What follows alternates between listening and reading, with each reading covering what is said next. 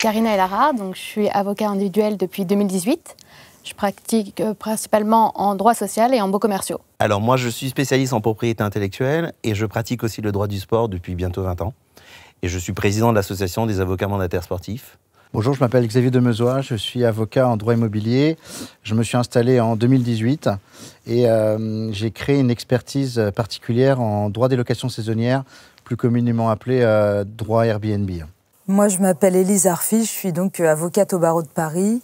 J'ai été collaboratrice pendant assez longtemps et je suis installée à mon compte depuis 2017 et je suis pénaliste. Pour ma part, c'est Rémi Dandan, avocat au barreau de Lyon. Je crois que je suis le seul ici, installé depuis 7 mois, tout juste, et j'exerce en droit public, essentiellement en droit de l'urbanisme et en droit de l'éducation. Justement, aujourd'hui, on est tous individuels, mais on n'a peut-être pas tous commencé comme ça.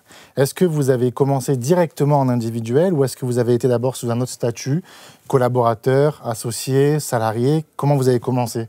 Élise, par exemple. Alors moi, j'ai commencé comme collaboratrice, mais il faut dire que j'ai prêté serment en 2005 et à l'époque, on était obligé de faire 2 ans de collaboration au moment où on prêtait serment, c'est ce qu'on appelait le stage. Et donc, j'ai été collaboratrice dans un premier cabinet pendant 3 ans et après pendant 5 ans dans un deuxième cabinet avant de m'installer. Et à l'époque, je faisais de la propriété intellectuelle, comme toi. Et puis en 2011, j'ai amorcé un vrai tournant puisque je suis devenue secrétaire de la conférence. Et ensuite, le pénal ne m'a plus quittée. Et vous, pareil, vous avez tous commencé direct par la collab ou vous avez passé... Moi, pas du tout. J'ai tout de suite été dans l'installation parce qu'en fait, j'étais 9 ans en entreprise. D'abord, j'étais juriste d'entreprise au sein d'une grosse major du disque, Bertelsmann Music Group, BMG, qui maintenant est associé avec Sony Music. Après, j'ai fait un parcours en entreprise encore chez Canal+.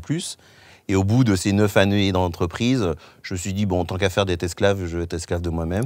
Donc j'ai pris des locaux chez un copain.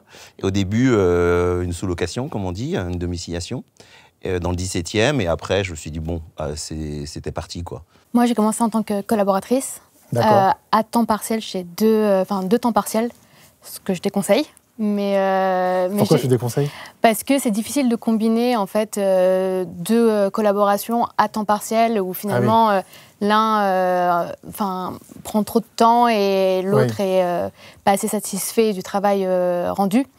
Et donc j'ai rapidement été à mon compte, mais sur conseil de la personne avec qui je travaillais, qui m'a dit en fait je pense qu'on va trouver une autre solution pour travailler ensemble, je te propose de te mettre à ton compte et on fait de la sous-traitance. Ah, trop bien. Et donc, c'est comme ça que moi j'ai commencé en faisant de la sous-traitance avec la personne avec qui je travaillais à la base en tant que collaboratrice. Ok, après tu as réussi à développer ta propre clientèle. Exactement. Ok, super. Toi, Xavier, comment tu as fait?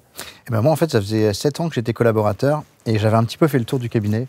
C'est-à-dire que je ne m'épanouissais plus, en fait, je n'apprenais plus. J'étais sur un gros contentieux qui s'essoufflait un petit peu.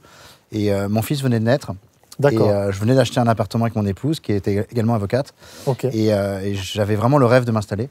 Et je commençais à vivre un peu difficilement cette fin de collaboration. C'était même éprouvant. Et un soir, je suis rentré à la maison et ma femme avait mon fils dans les bras. Et j'ai dit à mon épouse, je commence à avoir la boule au ventre. Et quitte à avoir la boule au ventre, autant l'avoir pour mon cabinet. Et je lui ai dit...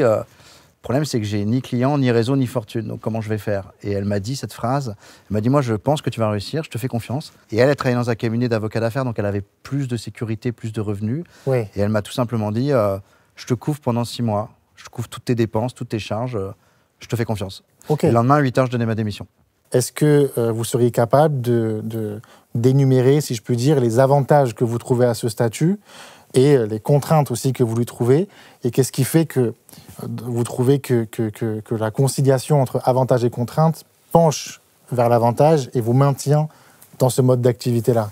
Alors, moi, sur les avantages, je pense que déjà, on a une satisfaction de se dire qu'on travaille pour soi. Et on a le remerciement ou pas du client en direct. Donc déjà, je pense que c'est pas mal. Après, je pense que sur les inconvénients, il ne faut surtout pas être stressé par l'argent.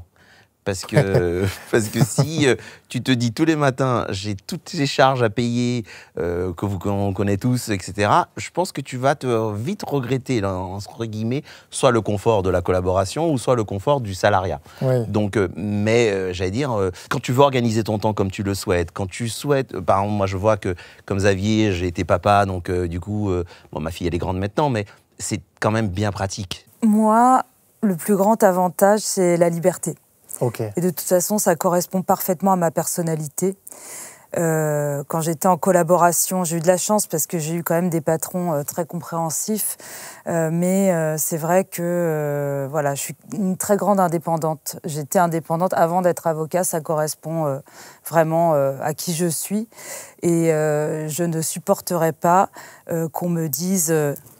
il est 9h, fais ci, fais ça, etc. Je l'ai fait, mais parce que j'ai eu vraiment la chance d'avoir des patrons géniaux qui ont respecté cet aspect-là de ma personnalité. Ouais, tu parlais du format entreprise de certains cabinets et le fait que tu t'épanouis plus comme tu es aujourd'hui, c'est aussi parce que tu rentres en fait dans les avantages, la proximité, le lien direct en fait avec le client, c'est-à-dire que tu as besoin de ça. Quand j'ai travaillé en cabinet, au départ, je travaillais pour les autres. Et les autres, en fait, s'appropriaient tout mon travail. Et moi, je faisais énormément de contentieux. Et c'était vraiment très exigeant. Il fallait être extrêmement rigoureux. Je travaillais énormément. Et puis, finalement, dans l'ombre, hein, dans l'obscurité, dans l'anonymat. Moi, il y a une expérience qui m'avait vraiment marquée. C'est que j'avais travaillé, la dernière année de ma collaboration, j'avais énormément travaillé sur un très, très gros dossier pour une très grosse fondation américaine. Le dossier a été gagné en première instance en appel. J'ai fait toutes les écritures, j'ai fait 300 pages de conclusion. J'y ai vraiment passé des centaines d'heures. Et à la fin, les associés sont allés invités à Venise par le client. Ils ne m'ont même pas proposé de venir. Et là, j'ai dit non. Plus jamais. La prochaine fois, c'est moi qui irai à Venise. Donc voilà, je crois qu'il y a eu des événements qui m'ont quand même marqué. J'espère que cet épisode vous a plu, qu'il a répondu à des questions.